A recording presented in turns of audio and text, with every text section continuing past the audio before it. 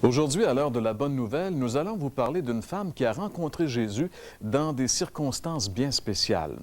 À la chronique La Bible répond, nous allons aussi parler d'un sujet spécial. Nous allons aborder le sujet de ces guérisseurs, de ces prétendus faiseurs de miracles. Et du côté musical, Sophie Arbour sera avec nous. C'est l'heure de la bonne nouvelle.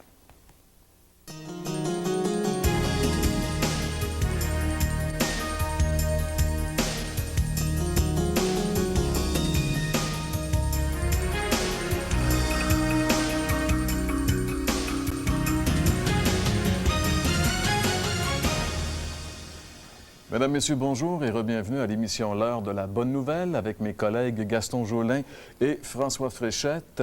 Nous allons aujourd'hui à nouveau parler d'une personne qui a rencontré Jésus. On a pensé intituler cette émission « Le toucher de la foi » parce que la personne dont on va vous parler aujourd'hui a rencontré Jésus d'une drôle de façon, mais elle a drôlement fait des gains lorsqu'elle a rencontré Jésus. Parce que vous savez, à toutes les fois qu'on rentre en contact avec Jésus, on est toujours gagnant. Et ce qui est merveilleux, c'est qu'aujourd'hui, à travers toutes ces religions qu'on connaît, toutes ces sectes nouvelles, c'est toujours compliqué. Il y a toujours des choses à faire, des choses à ne pas faire, des œuvres quelconques. Et la religion est compliquée, la philosophie est compliquée, alors que d'établir une relation avec Dieu à travers Jésus-Christ, c'est d'une simplicité enfantine. Et c'est ça qui est merveilleux. Très souvent, on a compliqué les choses qui sont simples. C'est pourquoi, par exemple, quand Jésus est venu ici sur la terre il y a 2000 ans, les petits-enfants allaient l'écouter et étaient émerveillés, et même les plus grands penseurs de son temps, les gens les plus intelligents, étaient subjugués par les réponses que pouvait leur apporter Jésus à leurs questions. La simplicité de l'Évangile, la foi qui sauve, le toucher de la foi. C'est ce dont nous allons vous parler aujourd'hui. Et qui que vous soyez, peu importe votre arrière-plan, peu importe ce qui s'est passé dans votre vie, soyez sûr d'une chose, il y a de l'espoir pour vous, comme il y en a eu pour cette femme qui a touché Jésus et qui a vu sa vie complètement transformée. Demeurez avec nous parce que dans quelques instants, notre ami Gaston va nous parler du toucher de la foi.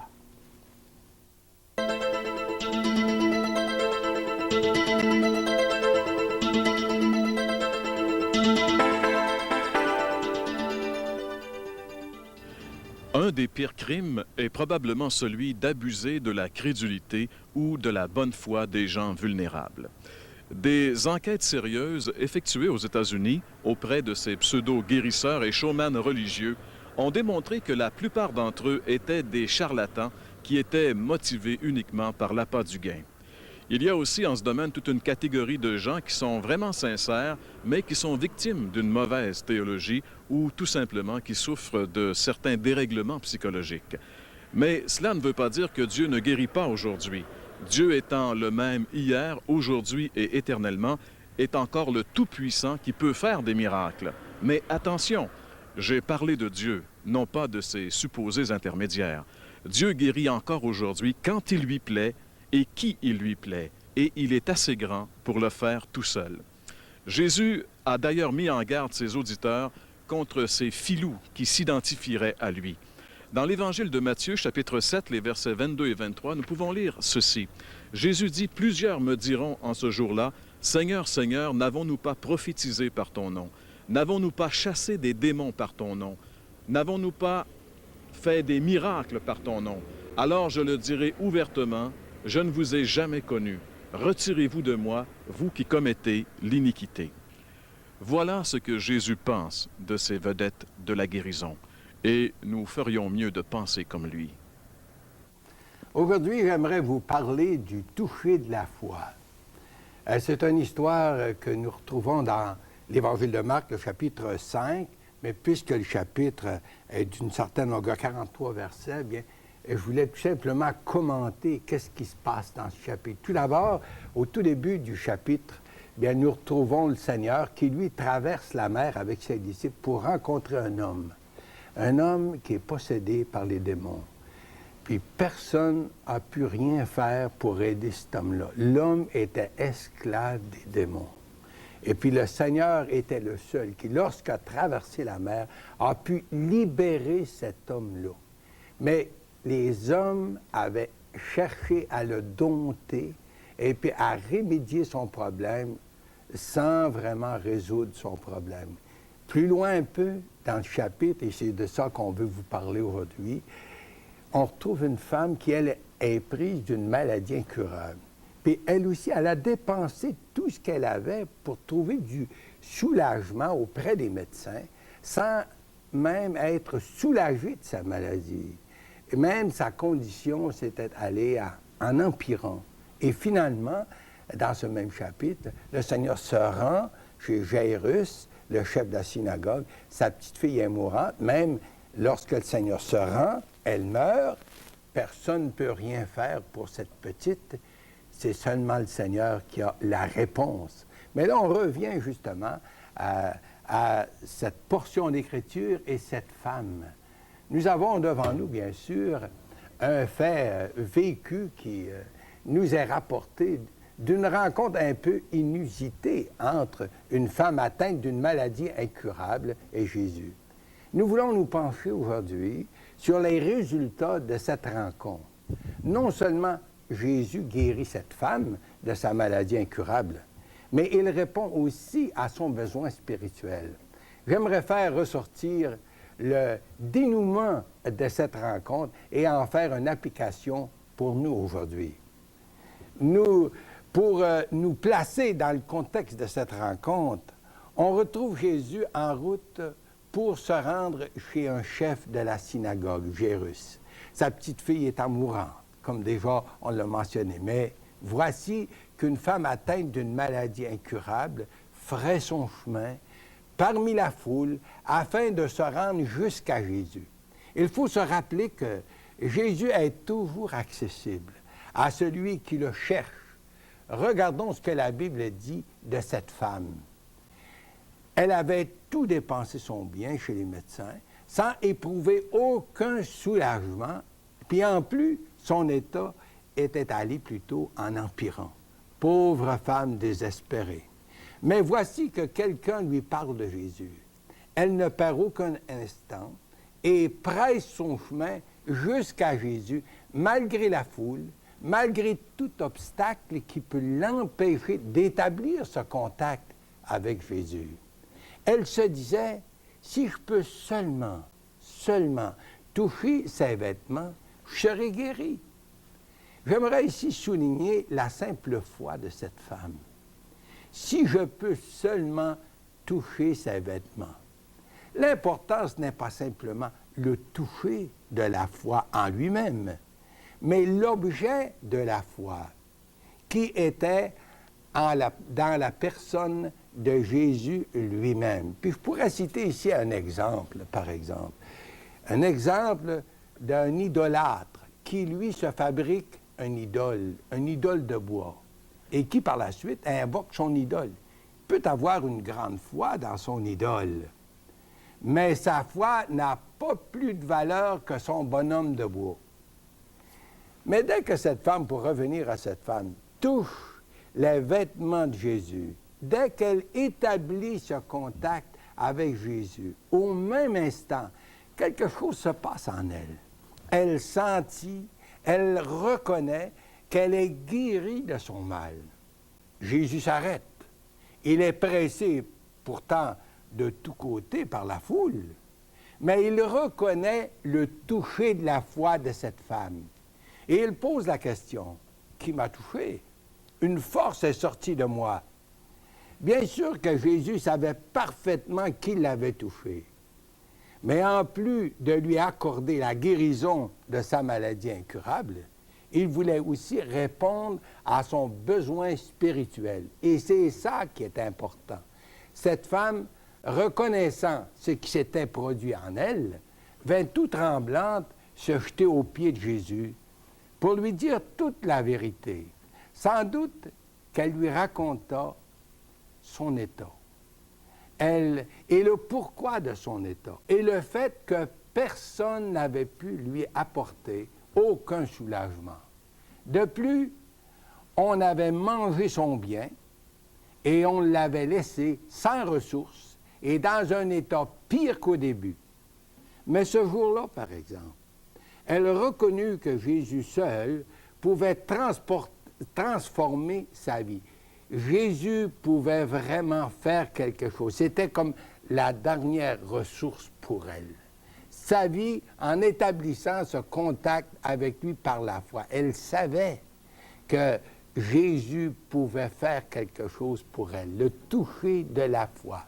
Elle reconnut en Jésus son Sauveur et son Seigneur.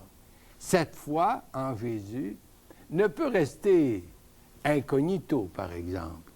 Jésus s'arrête et il dit, mais qui m'a touché? Et cette femme sortit de la foule. Bien sûr que Jésus aurait pu continuer son chemin et cette femme aurait été guérie physiquement. Mais Jésus voulait vraiment apporter quelque chose de plus grand à cette femme. Cette femme sortit de la foule pour confesser ce que Jésus avait fait pour elle. Jésus de lui répondre, « Ma fille, ta foi t'a sauvée, va en paix et sois guérie de ton mal. » Le Seigneur ici établit une nouvelle relation avec elle. « Ma fille, ta foi t'a sauvée. Ta foi t'a sauvée. Ta foi, mais bien sûr, ta foi en moi t'a sauvée. Va en paix. » Comme cette femme, nous aussi avons des besoins sur le plan spirituel que seul Jésus peut combler. Combien de gens aujourd'hui souffrent parce qu'ils sont victimes d'abus, parce qu'ils sont victimes de certaines convoitises qui les rend vraiment esclaves, victimes de certaines philosophies trompeuses, de certains faux prophètes, comme on l'a entendu au tout début par notre ami Jean-Pierre, victimes de faux leaders spirituels qui ont abusé d'eux et de leurs biens en plus, victimes peut-être même d'une religion qui ne prêche pas la vraie évangile de Jésus-Christ et qui en plus exerce une certaine domination sur ses adeptes et abuse d'eux de 1001 façons. Combien de gens sont malheureux et ne connaissent pas la paix de Dieu? Sans espérance, ils ne savent pas ce qui les attend, ils ne savent pas vraiment où ils vont après la mort. Combien de gens sont inquiets justement face à la mort, sans posséder une espérance vivante que seul Jésus donne? Ça pourrait être peut-être quelqu'un d'entre vous.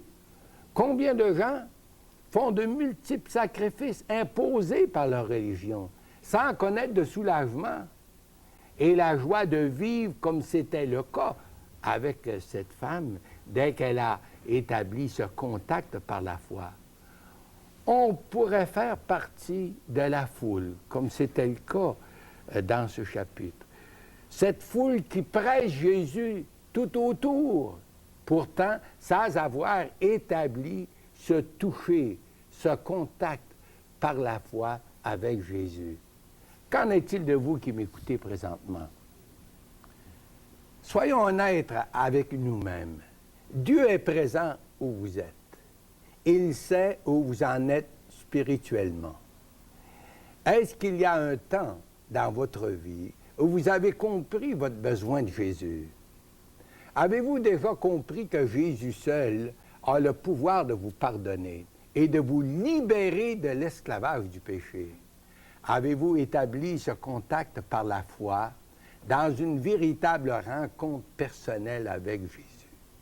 Face à la mort, par exemple, possédez-vous l'assurance de votre salut, l'assurance de la vie éternelle? Bien sûr qu'on peut faire le jeu des braves et dire, bon, moi, je n'ai pas peur de la mort, je n'ai pas peur de mourir. Mais attention, vous pourriez faire face à la perdition éternelle. Ce n'est pas pour rien que le Fils de Dieu est venu sacrifier sa vie pour nous sauver, vous et moi. C'est parce qu'on était vraiment perdus. On devrait être capable de dire comme l'apôtre Paul, dans l'Épître aux Philippiens, chapitre 1er, le verset 21. Il dit, « Jésus-Christ est ma vie. La mort m'est un gain. » C'est ça la foi qui sauve. Une foi qui est ancrée sur la personne même de Jésus et sur les mérites de son sacrifice reçoit toujours la même approbation du Seigneur que la femme de notre histoire. Ma fille, mon fils, ta foi en moi t'a sauvé, vas en paix. La semaine passée, on a parlé de la nouvelle naissance. Oui, c'est par cette nouvelle naissance, ce toucher de la foi, qu'on devient enfant de Dieu. Ma fille, ma foi, mon fils, ta foi t'a sauvé. Voyez-vous, le Saint Fils de Dieu est venu dans ce monde pour sacrifier sa vie, afin de répondre à votre place, à la justice divine, pour que vous soyez pardonnés et véritablement sauvés. Jésus est le seul qui a le pouvoir de vous pardonner. En plus, il est le seul qui a le droit de vous pardonner, puisqu'il a répondu à la justice divine pour vous. Il a aussi le pouvoir de vous délivrer de la puissance du péché. Ça, c'est quelque chose de formidable. Dans l'Épître aux Hébreux, chapitre 7, et le verset 24 et 25, nous lisons ceci. « Mais lui, parce qu'il demeure éternellement, possède un sacerdoce qui n'est point transmissible. » Ça veut dire que personne ne peut prendre sa place sur la terre. Puis là, le verset continue en disant, c'est aussi pour cela qu'il peut sauver parfaitement ceux qui s'approchent de Dieu, par lui, étant toujours vivant pour intercéder en leur faveur. Cher ami, est-ce que vous êtes prêt à prendre Dieu au mot? Est-ce que vous êtes prêt à dire, moi, là, je comprends que Jésus peut me sauver si je me confie en lui, et puis, justement, vous confiez, l'accepter comme votre sauveur, comme l'encre de votre foi, l'encre de votre vie. Vous n'avez aucune raison pour vivre dans l'incertitude face à votre salut éternel. J'aimerais aussi ajouter que la foi qui sauve ne peut rester incognito, comme on l'a vu dans notre portion. Jésus s'arrête et dit « Qui m'a touché? Une force est sortie de moi. » Quand on établit ce toucher par la foi avec Jésus, le Saint-Esprit vient s'incarner et habiter en nous. Ce qui fait de moi et peut faire de vous, chers amis, aujourd'hui, un enfant de Dieu.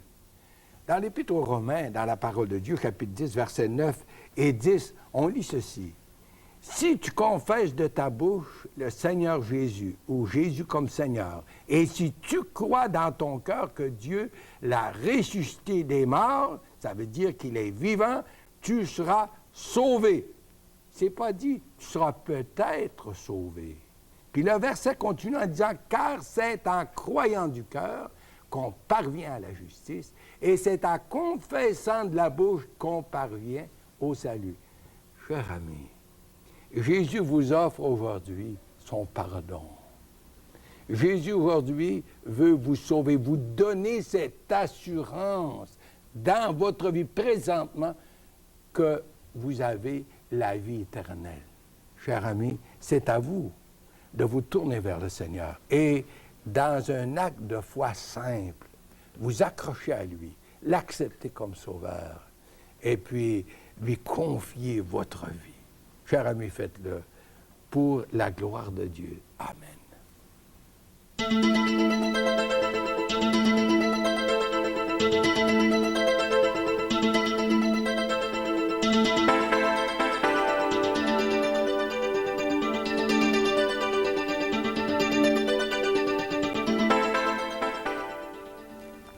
Après ce qu'on vient d'entendre, deux questions s'imposent.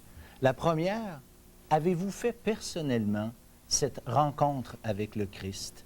Avez-vous eu, vous, personnellement, ce toucher de la foi qui fait toute la différence en ce qui concerne votre salut éternel?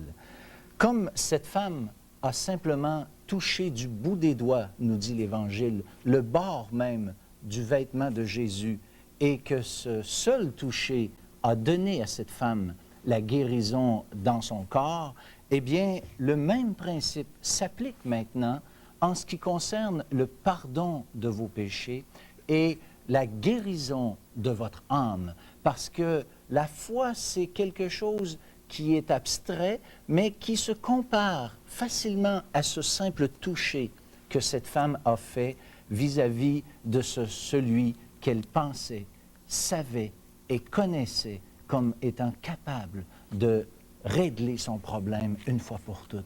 Et en ce qui concerne le péché, le Seigneur Jésus a sur la croix du Calvaire, v'là 2000 ans, pris la dette de vos péchés et vous offre maintenant à chacun d'entre vous, à chacun d'entre nous, cette possibilité de recevoir sa grâce, le pardon de vos péchés, simplement dans un toucher de foi. Bien sûr, ce toucher, vous le comprenez bien, n'est pas physique, mais c'est un toucher spirituel.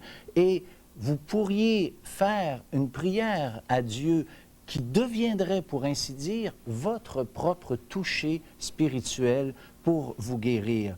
Vous pouvez, dans une prière, dire, « Seigneur, je reconnais mon besoin. Je suis un peu, oui, comme cette femme qui savait qu'elle était malade. Et je sais, Seigneur, maintenant, que je suis malade. Je suis malade, non nécessairement physiquement, mais je suis malade dans mon âme. Je sais, Seigneur, que j'ai besoin d'être pardonné. Ma conscience, à chaque jour, me travaille, m'accuse. Je sais que j'ai besoin d'obtenir un pardon. Malgré tout ce que j'ai pu faire pour compenser, rien n'a été fait. Maintenant, qu'est-ce qu'il faut, c'est dire, Seigneur, je crois que Jésus est celui qui a pris mon péché. Je crois que lui seul peut maintenant pardonner et laver tout mon passé. Seigneur, je veux maintenant te recevoir et je veux maintenant que tu laves et purifies mon cœur et je veux maintenant être ton disciple. Si vous le faites, vous aurez, comme cette femme, cette promesse merveilleuse. Vas en paix, ta foi t'a sauvé.